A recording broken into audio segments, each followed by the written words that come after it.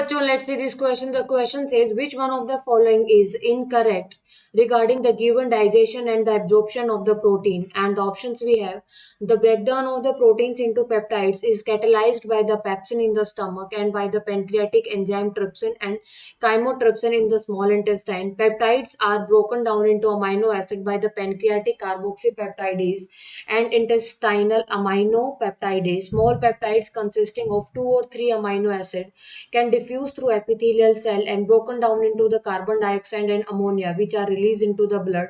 Trypsin and chymotrypsin enzyme are endopeptides in nature. Now let's try to find out the correct answer of this question.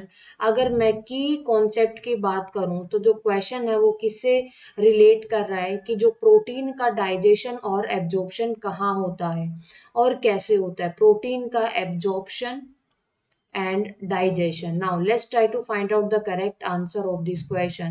Correct answer हम पता करते हैं. तो अगर मैं बात करूं ऑप्शन नंबर फर्स्ट की, तो जो फर्स्ट ऑप्शन है कह रहा है कि the breakdown of the protein into peptides is catalysed by the pepsin in the stomach and bye the pancreatic enzyme trypsin and chymotrypsin in the small intestine. तो ये बात बिल्कुल सही है कि जो प्रोटीन का जो डाइजेशन है वो शुरू होता है किसके अंदर. प्रोटीन का डाइजेशन शुरू होता है स्टमक के अंदर with the help of pepsin enzyme. Protein का डाइजेशन है वो स्टार्ट होता है स्टमक के अंदर और उसके बाद फिर वो इंटेस्टाइन के अंदर शुरू होता है और इंटेस्टाइन के अंदर पैनक्रेटिक जूस और इंटेस्टाइनल जूस के जो एंजाइम्स है वो एक्ट करते हैं और डाइजेशन शुरू होता है. नेक्स्ट जो स्टेटमेंट है that is peptides are broken down into amino acid by the pancreatic carboxypeptidase and the intestinal amino peptides की जो बाकी का जो पेप्टाइड्स हैं these peptides further broken down into amino acid. इनका जो फर्दर ये जो पेप्टाइड्स है फिर से अमाइनो एसिड के अंदर ब्रेक हो जाएंगे with the help of pancreatic carboxypeptidase with the help of pancreatic carboxypeptidase and the intestinal aminopeptidase. तो ये भी बात बिल्कुल क्या है बिल्कुल सही है. Now the third option is small peptides consisting of 2 or 3 amino acid can diffuse through epithelial cell and broken down into carbon dioxide and ammonia which are released into the blood.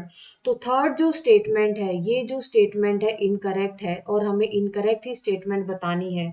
जो amino acids हैं वो actively absorbed होंगे. Amino acids हैं ये जो amino acids हैं ये actively absorbed होंगे. अमाइनो एसिड्स हैं ये जो अमाइनो एसिड्स हैं वो क्या होंगे एक्टिवली एब्जॉर्ब्ड होंगे by the wall of intestine and released into the blood and released into blood. अब these are utilized by the tissue and broken down into carbon dioxide and ammonia. तो ये diffuse नहीं होंगे ये actively absorb होंगे इसलिए third statement है वो इनकरेक्ट है.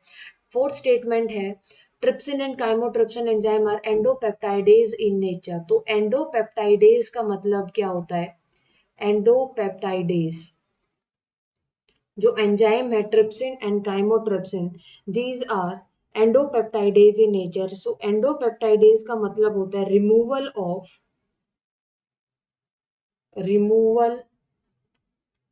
Of peptide bond. Removal of